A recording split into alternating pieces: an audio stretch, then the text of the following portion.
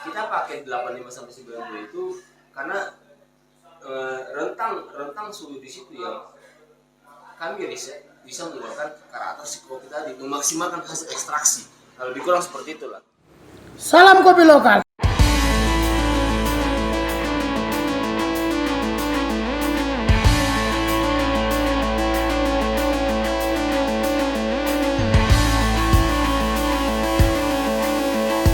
Brother Mul, di video kali ini kita mau ngebahas yang harus diperhatikan di penyeduhan apa sih sebenarnya, dan dengan Hendra Mulyadi, dan mungkin akan menjadi narasumber tetap kita atau jadi featuring kalau Kopi Lovers berkenan sih sebenarnya. Bukan begitu Mas, Brother Mul? Semoga diterima ya. Iya. Dan Menjadi featuring abadi. mudah-mudahan, oke. Berbicara soal kopi, pasti kita akan berbicara soal kopi dari ke hari, waktu ke waktu, pasti kita akan berbicara kopi. Siap saat sampai bosan.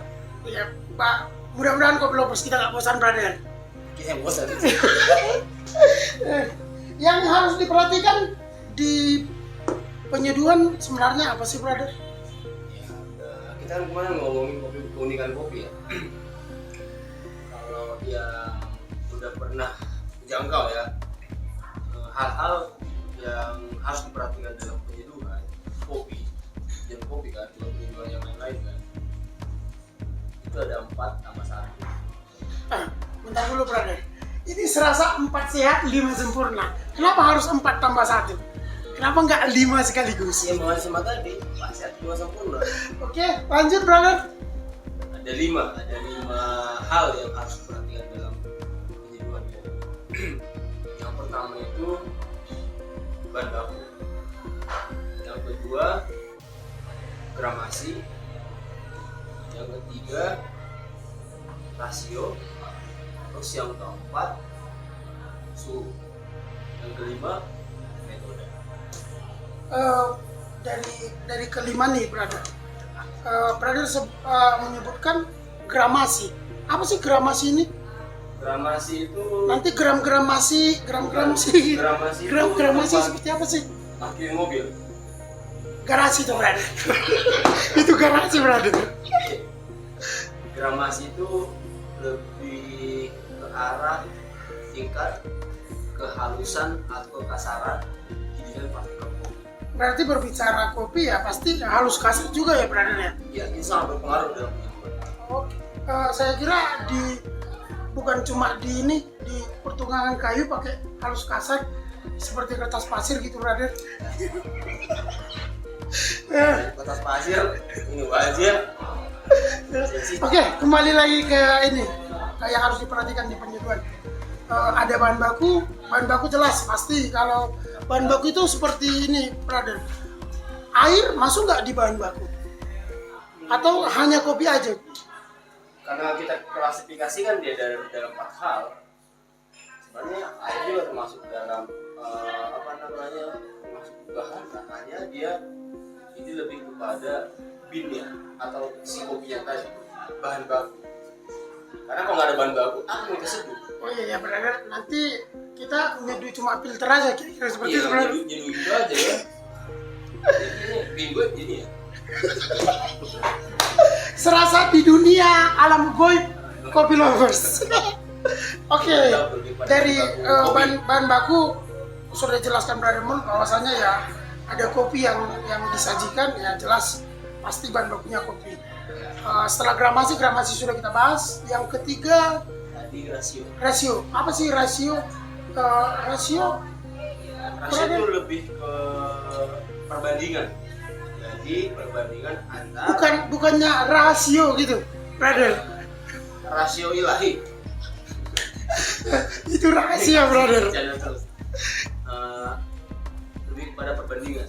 Jadi jumlah gram kopi berbanding dengan jumlah mil air. Nah itu rasio.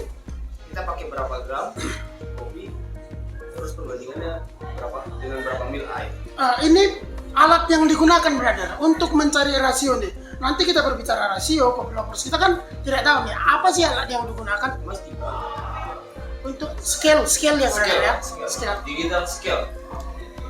Untuk rasio mungkin yang seperti yang dijelaskan Brother Mul, ya ada perbandingan air dan berapa miligram kopi dan berapa miligram air.